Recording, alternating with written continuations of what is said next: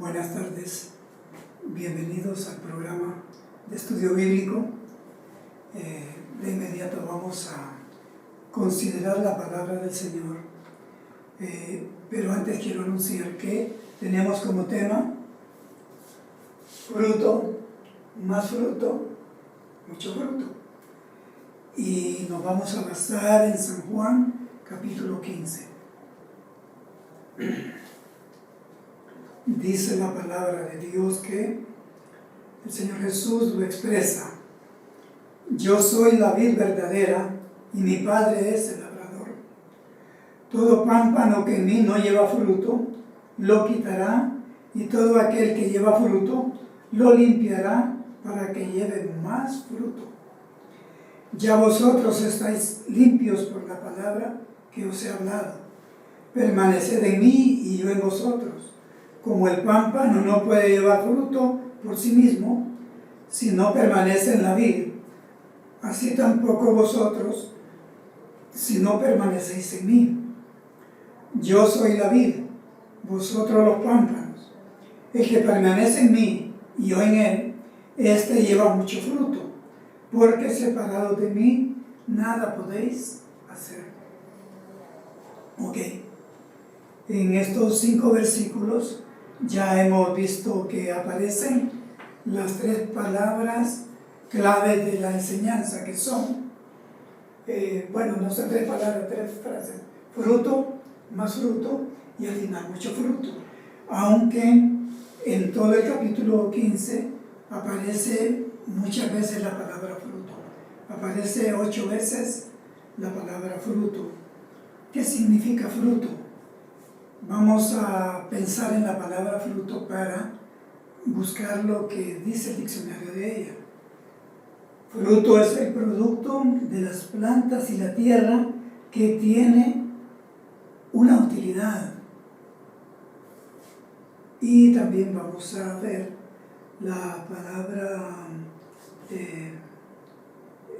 ahí se usan, tenemos usando 2 términos más, que es más y mucho.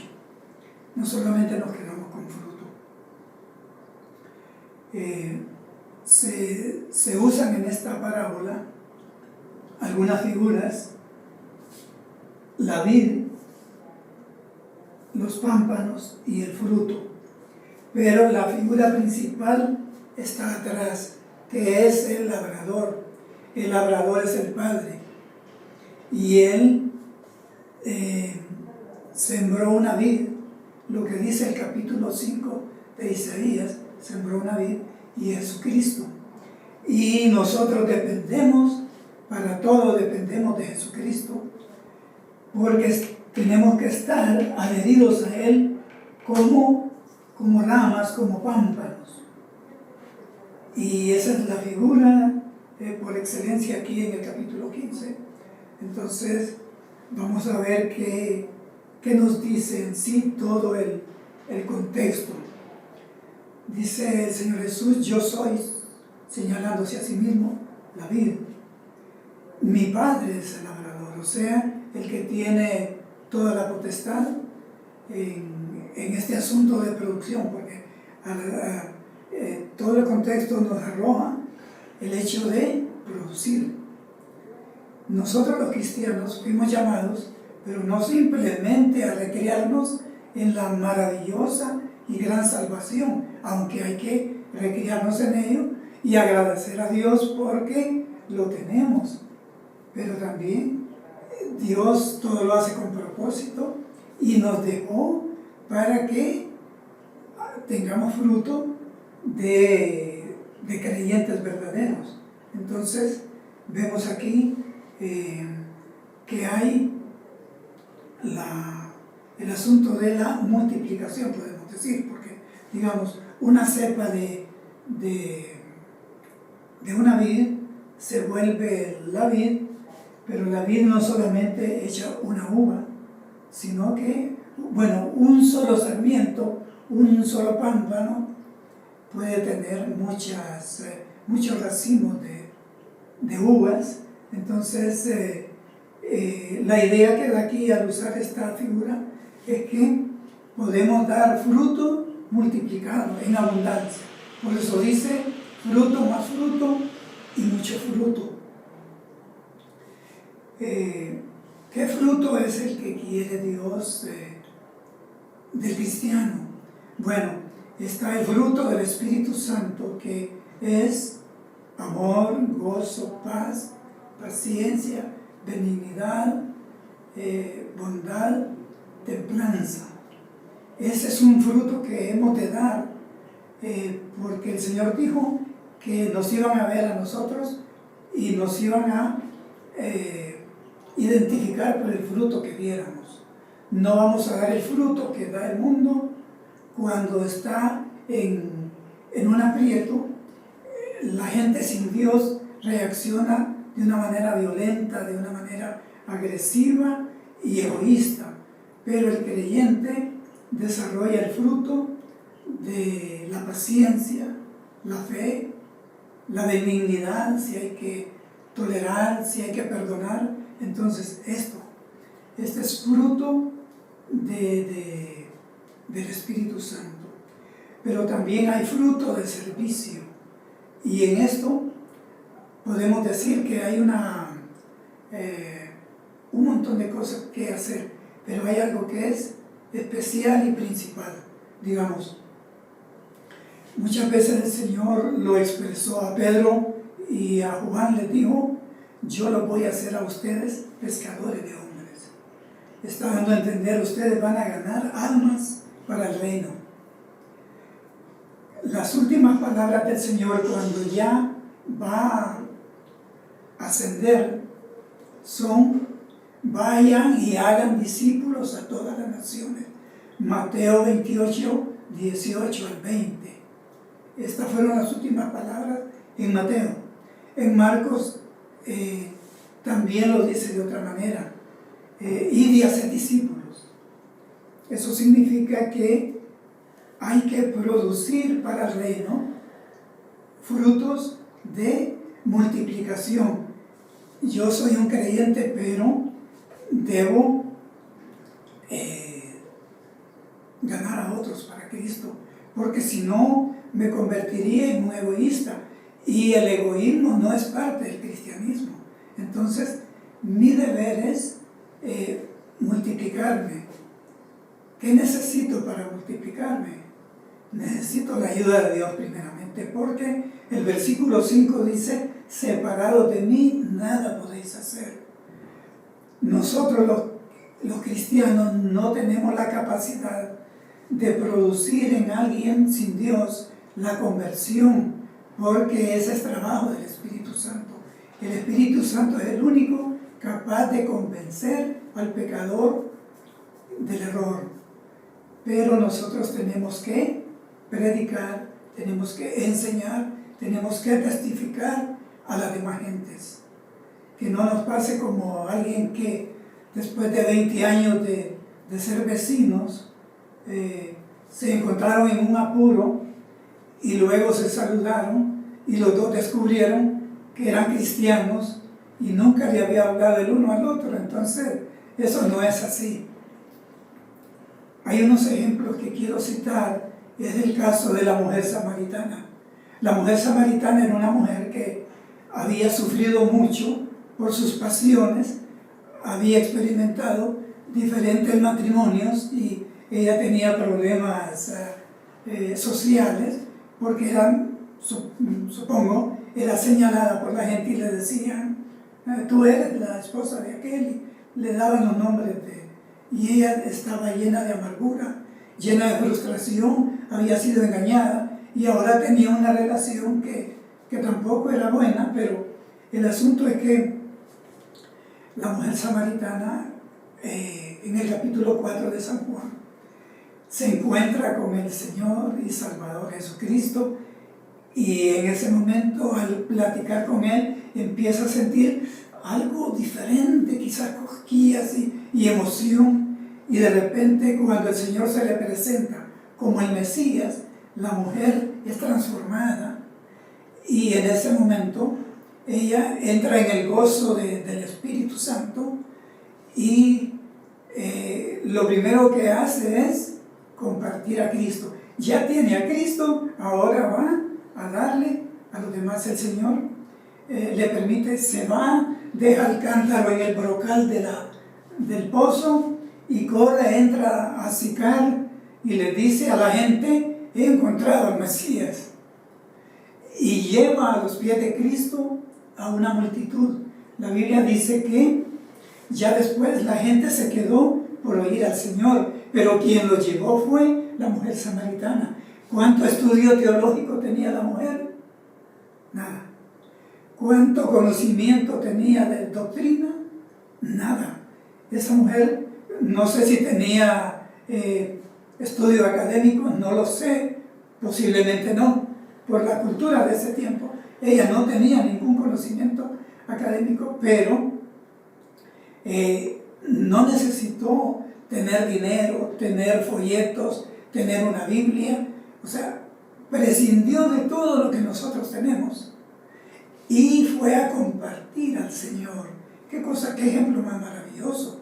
Es algo extraordinario que alguien con poca capacidad aparente llevara a tanta gente a otra cosa. Es el factor tiempo. Estaba recién convertida y ya estaba dando fruto.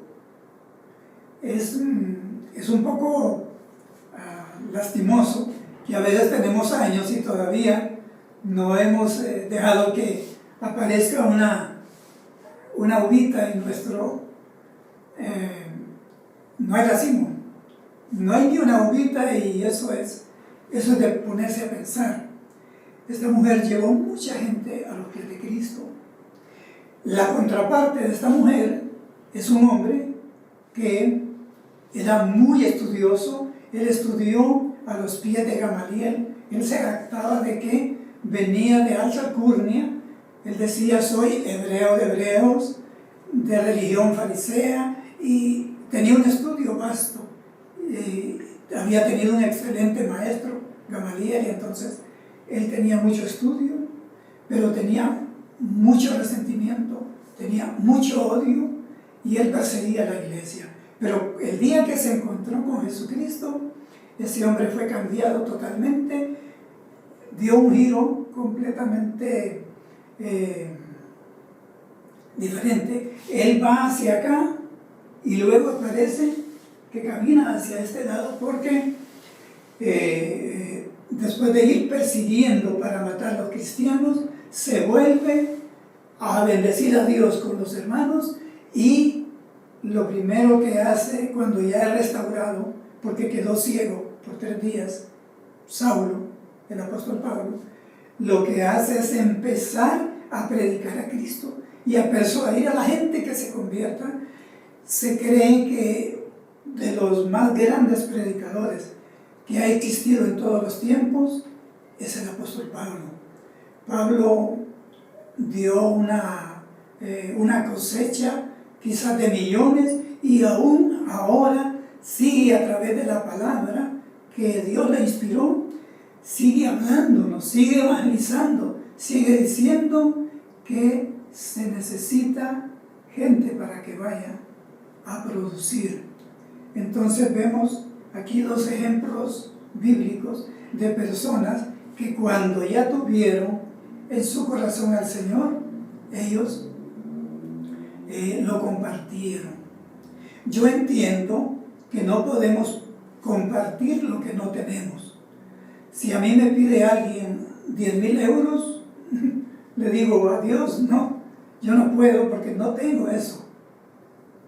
Pero si me dice: yo quiero a Cristo, entonces le digo: bueno, entonces le voy a hablar de Cristo. Si me dice que quiere mi camisa, pues se la puedo dar. Yo solo puedo dar lo que tengo. Hay personas que no están seguras de su salvación y están en una congregación. El asunto es que no pueden compartir a Cristo porque posiblemente no lo tengan. Alguien me va a decir: pero hay personas que tienen X cantidad de años de estar en una congregación. Sí, pero el estar en un templo no nos hace cristianos. Lo que nos hace cristianos es tener a Cristo en nuestro corazón.